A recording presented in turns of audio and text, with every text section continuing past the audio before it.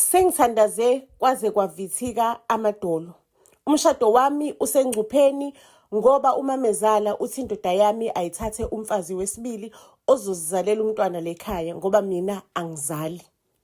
Dala-ke sizama nobaba ukuthola abantwana. Ubaba angihlalise phansi angitshela ukuthi yena ngeke akwazi ukuba nabafazi ababili, uthanda mina kuphela. Kunendawo le acela ukuthi sihambe siye khona kule ndawo le siyozama okugcina ukuthi ngesibathole nabantwana ngoba kudala sizama ngeindaba zika-medical kodwa lutho nje ukuthola abantwana. Ake ubaba le ndawo angitshela ukuthi isonto ngiduduzeke-ke nami umoya wami ukuzwa amagama afana nalawa ephume endodeni yami ukuthi yona ithanda mina kuphela. Ake ngifike-ke kule ndawo le ubaba angise kuyona ngifice elinye iroom nje elivindivindi. Kushunqa umlilo emithathu lana. Kunabafazi abathathu bagqoka ingubo ezimhlophe bafaka ama-gloves a-blue bashuqule ngento emhlophe ekhanda. Bamile bami phambi kwale mlilo lena eshunqayo, ishunqa intuthu emnyama le mlilo le. Bathi labafazi kumina sebeyalazi udaba lami angize la ngizoguqa sibhawe phambi kwalomlilo ngoba lo mlilo bona bawasebenzisa amanzi. Lo mlilo iwona oshisa yonke imoya emibi. Bathi nje udaba lami sebeyalazi, sengikhunyulisiwe ke manje angisagqokile kuthiwa kumele ngizosha kahle la kusho yonke imoya emibi. Ngibhengisa ithawulo elimhlophe ngashuqoliswa ngeduku elimhlophe ekhanda. Kuthi uma ngabe siqeda ukubhawa kulomlilo labafazi angazi lo mlilo bengathi usungidrankile yabona. Labafazi bangidlalise phansi on the floor phambi kwayo lemlilo. Makambe ngithi ngiyababuka labafazi angazi ngibabuka ngehlo lokuthi ngathi sengidakwe le mlilo. Ngibabone ngathi emadolweni bagqibeke phansi ngaphansi kwefloor. Kodwa ke bangivula imilenze-ke lo gogo lo weguge kakhulu kubo yena ofaka isandla sakhe Nkosi yami endaweni yami esithweni sami sangasese. Kubo yena ofaka isandla sami angitshela ukuthi izizathu sokuthi ngingabathola abantwana noma abantwana baphuphume it's because isibeletho sami sibheke phezulu, kumele ngabe isibeletho sami sibheke phansi.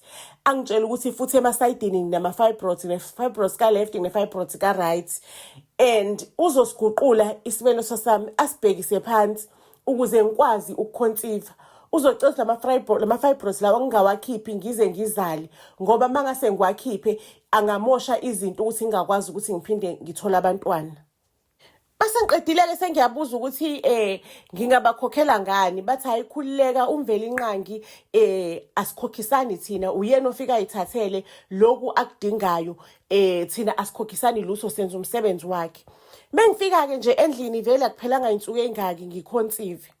Ingane isizelwe-ke kodwa mangabe isizelwe ingane iqala inkinga. Bekuthi ebusuku mangabe sengilele nengane kube ngathi ngiyadrankeka, kube ngathi nje ngikhonto engidronkayo. Kufanele nangalelanga ngenkathi ngidronkwa umlilo nginuke lo umlilo emakhaleni.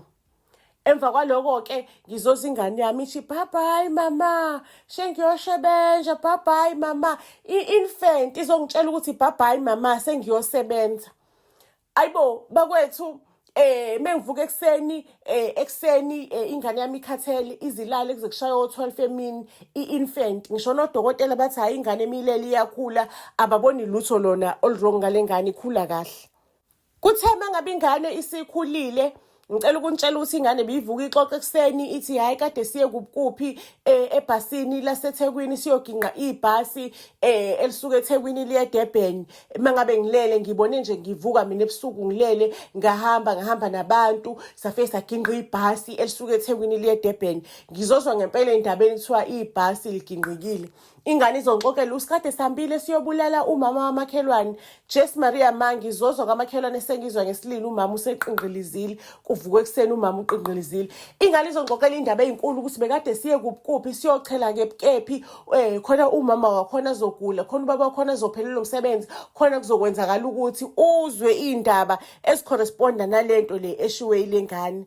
Ngisenyakanyakeni ngisenkingeni angazi ukuthi usizo ngizolithola kuphi ngoba ngeke ngisakwazi ukubuyela kulela sonto ngoba angisalithembi kwayilona lesonto njengoba lathi umveli inqangi wakhona uyayithathela akudingayo. Ngibone ngathi umveli inqangi wakhona wayithathela kwisoul yale ngane yami. So ingqondo yami ivelana iphithizele ngingazi ukuthi usizo ngizolithola kuphi. Ake ngiqaleke manje ngikhuleke ngoba ngibona ukuthi indaba zesintu azingisebenzeli. ngihlangane nomunye umbholofithi athi omunye umbholofithi, indoda yami lapha endlini iyona eyangisa lapha ngamasibomu, iyona kade ichitha izisu, iyona eyangisa lapha ngamasibomu yayiyothwala ngesibeletho sami.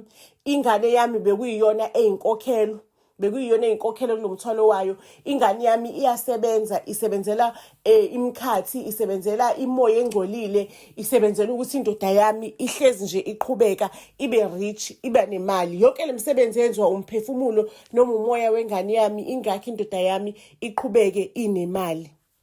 Wena kule simo ungenze njani?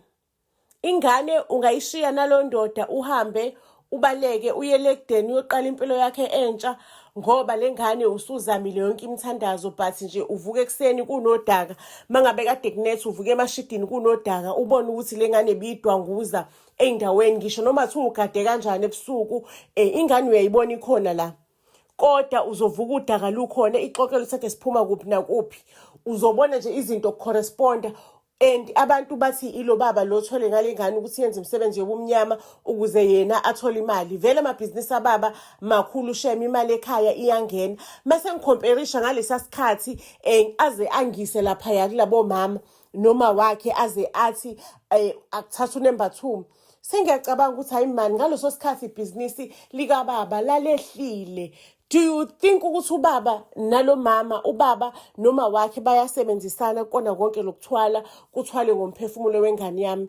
Asihlangane down below kwi-comment section ningitshele-ke family ukuthi ngiphuma kanjani kule ngxanxa, ngishiya indoda ngiyabaleka, ngishiya kwangane, ngenze njani, kuphunywa kanjani esimweni esinjengalesi. Family ngicela ukunikhumbuza ukuthi thina njengebhazi say sithatha incwadi yamaTikuletsheni, incwadi ya grade 12 yesiZulu ebizwa kuthiwa Impi Yabomdabu Isethunjini, sayishintsha sayenza imovie ukuze kube lula kubafundi ukuthi bayi-understande kangconywana. Mangabe umfundi ofuna imovie yale ncwadi lena, siyatholakala ku-WhatsApp enambeni ethi 079 337 2464, 079 337 2464. Mangabe umzali onengane efunda umatikuletsheni, ngizocela uthengele umntwana wakho, umsize umntwana, umenzele impilo ibe lula, because le ncwadi inkulu kakhulu, 288 pages. So senza impilo kubafundi belula, bakwazi ukuthi bawuphase umatikuletsheni kangconywana. Nezinye ifundo-ke bakwethu zizobe zikhona ngonyaka ozayo, iy'fundo zonke nje kahle kahle. We are busy trying to edit zonke izifundo.